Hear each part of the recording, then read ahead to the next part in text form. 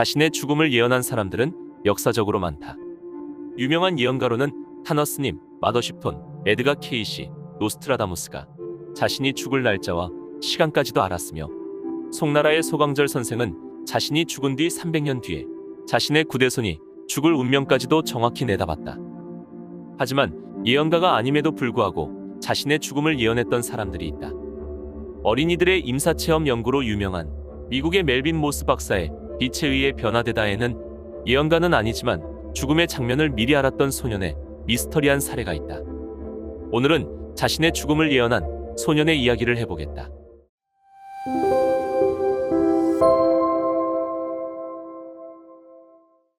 린다 부인은 파티에 참석했던 아들을 불의의 사고로 잃었다. 파티에 참석했던 아이들은 장난감 총을 발견했는데 진짜인지 가짜인지 궁금해서 서로 돌아가며 보던 중 한 아이가 밖으로 나가 하늘을 향해 쏘아보았다.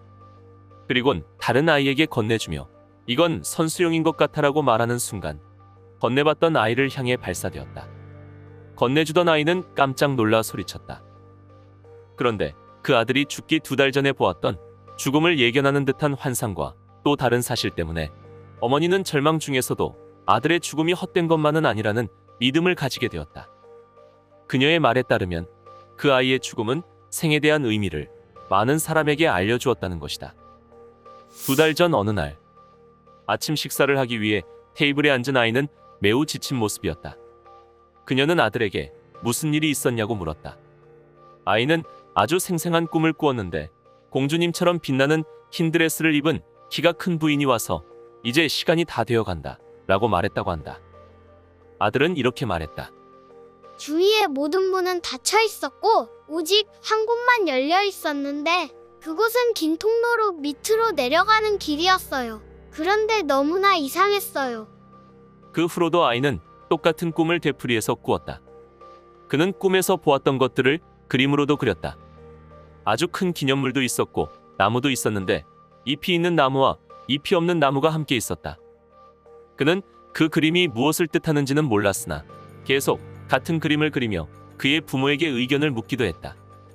린다 부인은 그러한 것을 모두 다 기록했고 그림들도 다 모아두었다.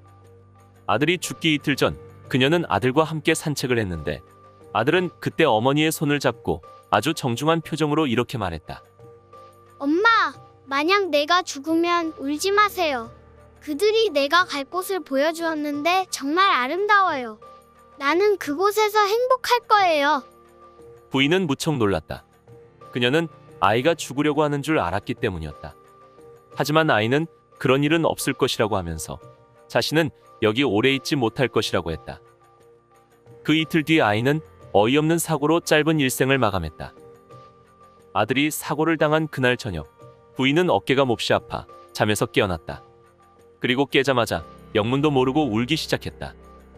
그녀는 남편에게 어깨가 아프다고 하며 무엇인가 몹시 나쁜 일이 일어난 것 같다고 했다. 몇 분 후 경찰로부터 사고를 알리는 전화벨이 울렸는데 남편이 수화기를 들기도 전에 그녀는 아들이 죽었다고 소리쳤다. 며칠 후 아들의 장례를 치를 때 남편과 린다 부인은 아들이 그렸던 그림에서 그들이 보았던 것이 무엇인지 알게 되었다. 아들의 묘 옆에는 큰 비석이 있었고 주위에 있는 나무들도 어떤 나무에는 잎이 있고 또 어떤 나무에는 잎이 없었다. 그녀는 이런 것들을 주치의에게 말했으나 주치의는 아마도 스트레스 때문일 것이라고 했다. 그러나 그녀의 말에 의하면 아들이 죽기 2달 전에 이미 죽을 것이라고 적어두었고 사고를 당한 순간 그녀도 고통을 몸소 느꼈으며 경찰이 전화를 걸기 전에 이미 아들의 죽음을 알았다고 했다. 아들에게 죽음을 알렸던 그 존재는 과연 누구일까? 그 아이는 어떻게 같은 꿈을 되풀이해서 꿨으며 자신이 묻힐 장소의 풍경을 미리 알 수 있었을까?